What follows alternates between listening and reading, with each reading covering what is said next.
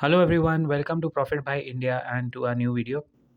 आई hope अभी आपको audio का प्रॉब्लम बिल्कुल नहीं होगा and I am sure you will be able to hear me more clearly because a lot of you complain about the audio. Anyway, so guys, जो US में हो रहा है, एक पूरा रीस्ट्रक्चर हो रहा है और मैं बार बार उसकी आपको बात इसलिए बता रहा हूँ क्योंकि it's important for our IT stocks.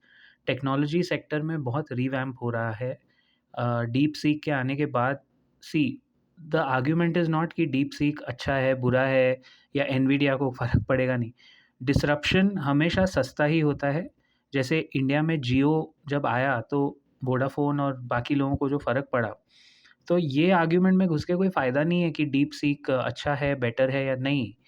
In the world of valuations, market की भाषा में पीपल ओनली केयर अबाउट कि मेरा स्टॉक जो है वो कितना गिरेगा। जैसे एनवीडिया बहुत ओवर वैल्यूड है और डीप सीक अभी नया है। सो उस वजह से क्या हो रहा है कि यूएस में जितना मैं देख रहा हूँ, people are trying to cut back on tech spending, और कंज्यूमर का जो डेटा आया था कंज्यूमर स्पेंडिंग का, वो बहुत नेगेटिव था।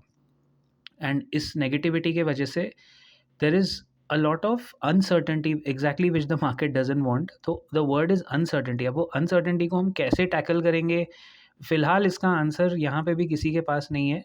और इंडिया में जिस तरह से कल आईटी सेक्टर गिरा, मतलब जैसे आईटी सेक्टर के स्टॉक्स गिरे आज के क्लोजिंग में, वो मेरे को बता रहा है कि आईटी में एक बबल तो नहीं कहूँगा, बट ओवर वैल्यूएशन का दौर आ गया है। जैसे मैंने आपको फॉर एग्जांपल हमेशा इन्फोसिस कहा था कि वो 2000 के ऊपर जभी भी जाता है वो पिट जाता है। हैव अ लुक, वो 200-250 पॉइंट कम से कम नीचे है।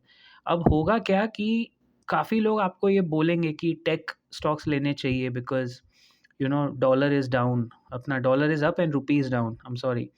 तो टेक में ज़्यादा, बट वो प्ले आउट हो चुका है दोस्तों। बाज़ार हमेशा अ, आगे रहता है, पीछे नहीं रहता। जैसे कल जब मैंने आपको ये बताया था, आज सुबह के वीडियो में, नॉट यस्टरडे, आज सुबह के वीडियो में, कि निफ्टी बॉटम बनाने का प्रोसेस शुरू कर रहा है। सो अभी उसका ये मतलब नहीं है कि वो आज ही बॉटम बन जाएगा दोस्त। वो बॉटम बनाने का प्रोसेस है, वो प्रोसेस में लगते हैं 2 महीने, 3 महीने, कभी-कभी 1 हफ्ता, बट वो प्रोसेस शुरू हो गया है बिकॉज़ निफ्टी इज़ ऑल्सो रेज़िलिएंट कि भाई हम 13-14% गिर गए, अब इससे ज़्यादा हम नहीं गिरेंगे। लेकिन वो साइडवेज़ मार्केट हो सकता है।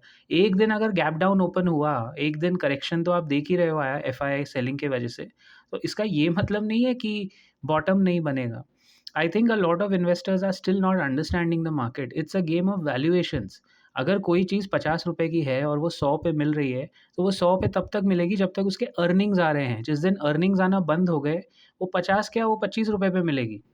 सो यही है आज के टाइम में। मेरे को लगता है, जैसे मैं आपको बताऊँ, ब्रिटानिया है, उसमें करेक्शन आएगा, वो निफ्टी से बाहर हो रहा है, पता है मुझे, लेकिन वो सेफ्टी है। It's not connected to DeepSeek और एआई और any of those nonsense. Biscuit India में लोग खाएँगे, चाहे वो पॉलिटिकल पार्टी की रैली में जाएँगे या कहीं अपने घर में जाएँगे।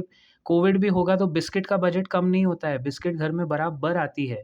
सो आपको ऐसे स्टॉक्स ढूँढने हैं जो उस लेवल पे कंटिन्यूअस अर्निंग्स के साथ कंटिन्यूअस ग्रोथ दिखाएँ और अपनी वैल्यूएशन एक तरह से जस्टिफाई करें। That's all we are trying to say. उसमें फ़िलहाल मुझे लगता है ज़ोमैटो, जियो फाइनेंशियल, इसमें मोमेंटम आएगा because they are part of the Nifty.